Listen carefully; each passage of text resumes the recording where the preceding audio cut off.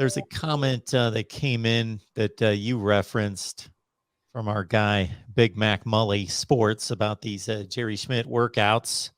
No joke. Was seeing uh, on the father of Nick Evers' Twitter yesterday that he had gained 8 pounds in 2 weeks. Love the culture that's being established. Yeah, Mark, I think that we've talked about this a lot, but I just don't think that this point can be oversold as much as it can. Just on the where Oklahoma has come over the last couple of years under Benny Wiley from a strength and conditioning perspective, and then where they're at, where they will be at least by the time fall rolls around. And yeah, I saw that tweet as well.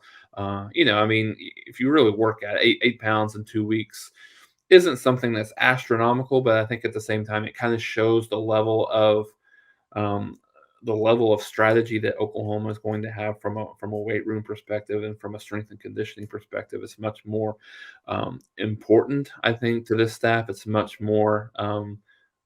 And I think for a lot of ways on the even I know he's referencing the quarterback here, but I think on the defensive side of the ball, I mean defensive line, offensive line as well, just to get some of those kids into the body type that Venables and all the defensive staff want them to be in. So I think the one thing that I think you can rest assured come next year, you can see a team that will probably be much more physical, much more aggressive at the point of attack than they have in the past. So I think Schmidt will play a pivotal role in that. Probably the biggest role of anyone, I think, Mark, from now until fall practice starts, because he gets more time with those kids than really any of the coaches do. Specifically, the on-field coaches don't have the opportunity to work with them as of yet until spring practice even gets rolling. So it's very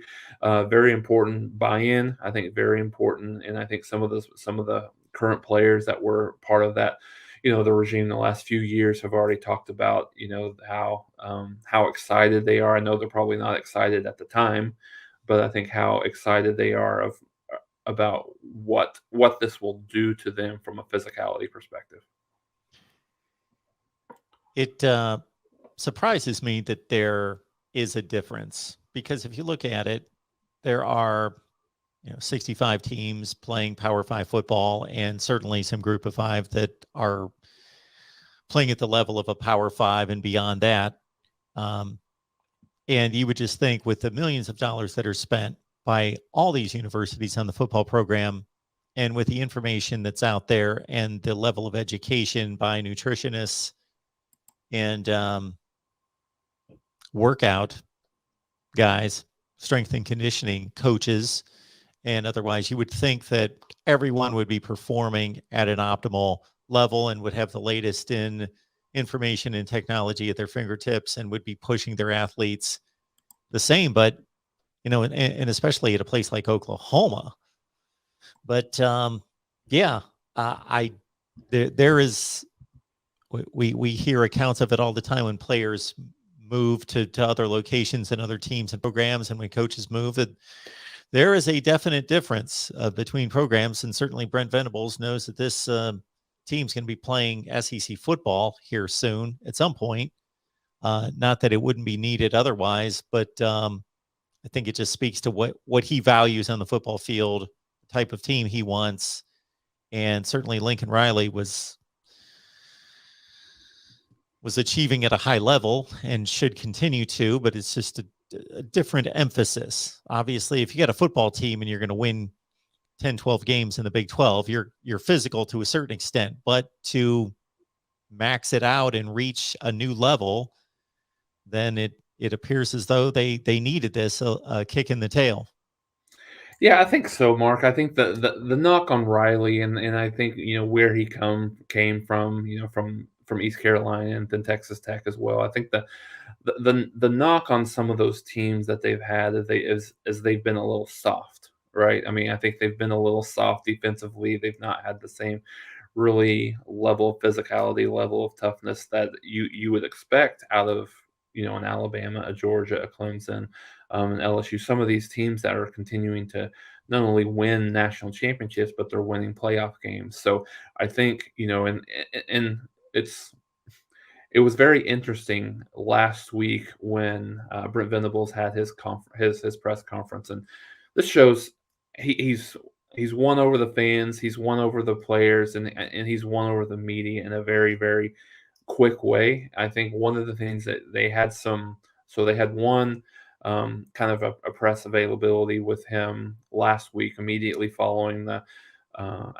immediately following, I think Wednesday afternoon, and they had some technical difficulties with the Zoom press conference. So what Venables did is he said, "Okay, we'll just do it over," and then they did it over on Thursday, and he spent almost 2 hours with the media, between about an hour and a half and 2 hours. With the media, and just and answered every single one of their questions, and so and it was very long-winded answers. It wasn't very just quick coach speak stuff. So I think, he's players see that, coaches see that, fans see that, and I think that does a lot of good things. But the one thing that kind of came across is he was very of these. I don't know if you noticed it, but of these five guys that Oklahoma got here in the late period, every one of them are on the defensive side of the ball. So and he even mentioned, I don't know if this, probably knowing the way Brent is, this um wasn't necessarily kind of a shot at Riley, but he made the comment that you've got to be able to play defense to win championships. You can't just outscore teams. You've got to be able to play a little bit of defense. So I think like I said, that the emphasis that they're going to have on that side of the ball, I think is going to be very interesting to watch through this first year for Oklahoma. How much better will they be able to be productivity wise on the field, based on strength and conditioning, and based on the teaching that they're going to get from this defensive staff, who is, you can make an argument, one of the better defensive staffs in the country, at least top five country overall, with who all they've been able to bring in. With Todd Bates, you got Ted Roof, obviously you've got Venables, and then Jay Valai in the back end, and a lot of the guys that have went through and have won playoff games, have won championships. So I think that's honestly the probably the biggest thing that most fans are very interested in, I think, Mark. And I think it's a fresh perspective. Riley was one of those. He was very, very close to the vest. He was, that's not going to change. He's not going to give a lot of access. He's not going to reveal a whole lot of things. And Jeff Levy had his initial, all the coaches were made available, and he came out and said that Dylan Gabriel's the guy. There's not going to be a quarterback competition. There's no, there's none of that. He's the guy. He said he's the only guy that we have on campus that has thrown a pass at the FBS level. There's no sense in going through a process of making this a quarterback competition. Yes, they have all the confidence in the world that Nick Evers is going to be a great quarterback. I think they have all the confidence in the world starting 2023 that Jackson Arnold is going to be a good quarterback. So I think that's a breath of fresh air for a lot of people that know, okay, you're lying to me, and please don't tell me that you think that, in all reality, that that Austin Kendall and Kyler Murray was actually a legitimate quarterback controversy, or not a competition, I should say. So I think that's very. I think a lot of the things that you're getting from these coaches, I think, is making fans, even more excited for this season, on not only what they're going to see on the field, but just the approach that some of these guys are taking with this team.